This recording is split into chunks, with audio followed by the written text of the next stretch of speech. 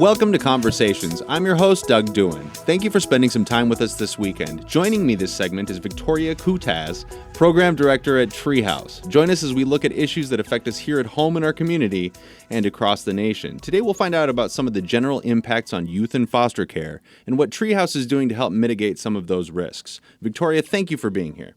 So happy to join you today, Doug. Yeah, can you tell me a little bit about Treehouse, what the mission is, and what you do as a program director there? Absolutely. So Treehouse, it's our mission to support youth in foster care and make sure they have the resources and supports they need to be successful in achieving their goals. So what that really looks like, we have educational programs helping youth to remove barriers they're experiencing in school, helping them to achieve their educational goals, walking alongside them on that path. We also have programs that help support them outside the classroom, helping to pay for the experiences of every young person as they grow up, everything from swimming lessons for little kids to learning to drive and gain their independence. And then we have material resource support, so making sure that they have the clothes and books and school supplies and toys that they need to feel comfortable and confident and work towards whatever it is they're working towards. My role in that, I get the pleasure of supporting our material and financial resource teams and making sure that we're providing all of those supports that our youth across the state of Washington need. Well, it sounds like you're doing really great work. And honestly, just what you mentioned right there about experiences, something that maybe we don't often think about if we're not actually directly involved with youth in foster care. You mentioned swimming lessons, learning how to drive. What are some of the general impacts of foster care on a youth's development? Absolutely. Foster care, entering care disrupts everything in a youth's life. It's not only are they being removed from the home and the environment and the family that they are used to, but that breaks all of those other social ties frequently. Frequently, that means moving schools or moving communities, which means an end to those routines and those activities they may have been participating in. And we want to make sure that as they make that transition and find kind of what will be their new normal. And then frequently they're transitioning throughout their experience in foster care. A third of youth move homes 5 to 6 times. Wow. So we want to walk with them through all those transitions and make sure they have that consistent support. Now, in that, how do you offer that type of support? I'm guessing there's a lot of emotional and hopefully financial support towards this education that you're trying to help them maintain. Yeah. So the way that we do that, our financial and material resource programs are all based on what they need. So they come to us, we have kind of a menu of what we provide, and the youth or the caregiver or the support team, their social worker, their school counselor can come to us and say, hey, this youth really wants to play basketball, but the caregiver can't afford the fees to get them onto the team, and we can help support that. This youth needs new gear to play on the football team. Can we help get that for them? So it's all based on being responsive to their needs as they come to us and ask for what supports they need. Looking at long-term, the support that you guys give versus perhaps a youth in foster care who doesn't have Treehouse as a resource to them, what kind of long-term impacts does that have on their development? Absolutely. So it's really, I get the amazing position of being able to work with our material resource team, and we have a free store that you can come in and select things from.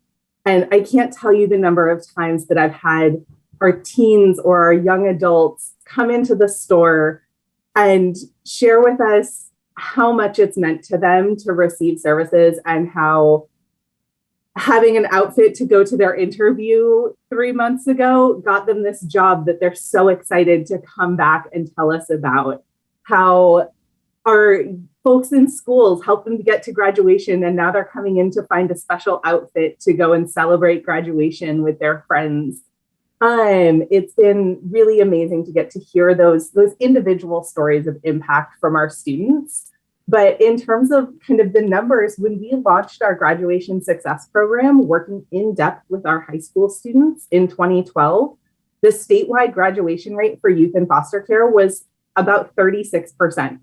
And we have seen that rise consistently as we've been working with those students, and their growth in graduation rates has more than doubly outpaced the growth in graduation rates for their peers.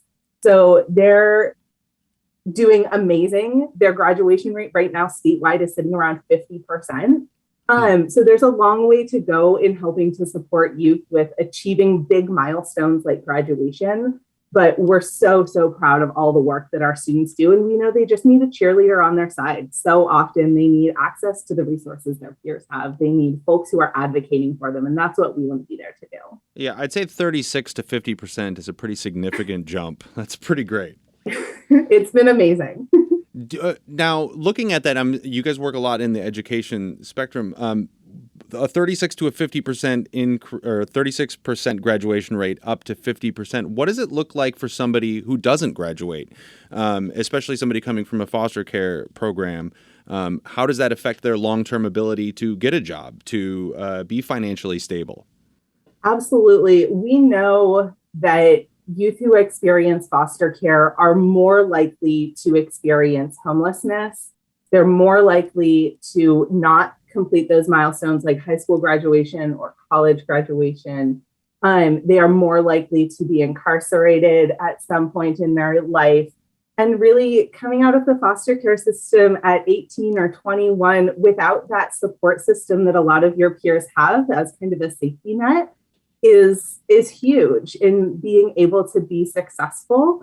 So we actually work with our young adults all the way up through their mid-20s to make sure that we are helping support them through all of those next transitions, because the impacts of foster care don't end when you achieve permanency or when you exit the program. We know that we want to support our young people all the way through those next hurdles that they're looking to get over. That's great. How does that work? Do you find that a lot of the youth in foster care end up kind of creating their own family units with other youth in foster care for kind of long-term mutual support?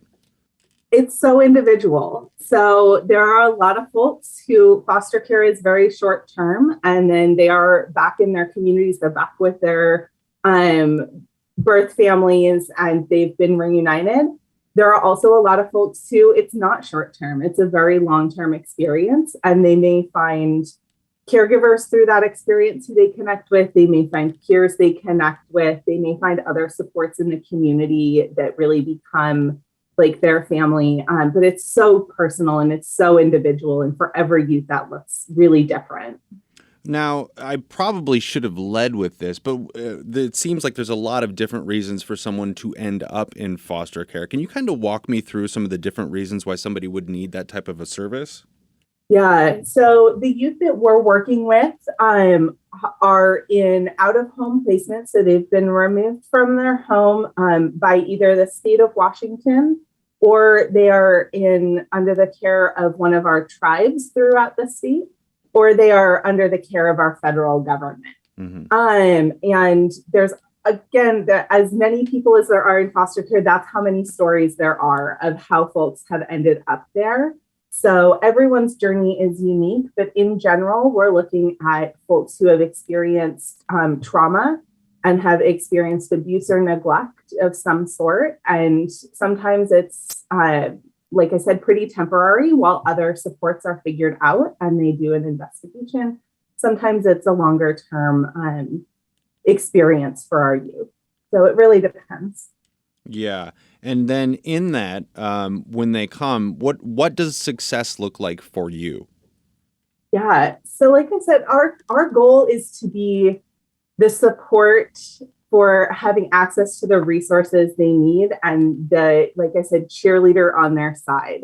So for some of our youth, we want to see them get to graduation. We want to see all of them be successful in their own goals. So for some of our youth, their goal may not be high school graduation. It may be just getting through the next 6 months and getting over a challenge they're currently experiencing. So we walk alongside them, and everyone has their own unique goals. And it's our aim to be nimble enough to support them in whatever those goals are that they've set.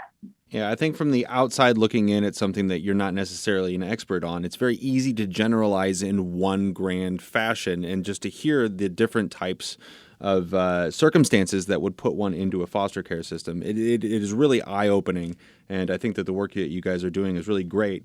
How, then, can a person like me, outside just kind of scratching the surface on what you guys are doing, help? Absolutely. We could not do this work without the support of our community. And it is so critical to how we build that supportive network around our youth and our participants. And there's a lot of ways to get involved. So coming up this month, in just a couple of weeks, we have our annual virtual luncheon. And that is happening Thursday, March 24th at noon. It is free to attend. It's really an opportunity for the community to come together, learn more about youth in foster care, learn more about Treehouse and our programs. And you can learn about the event. You can register for the event at our website, treehouseforkids.org/champions. It's our Champions Luncheon.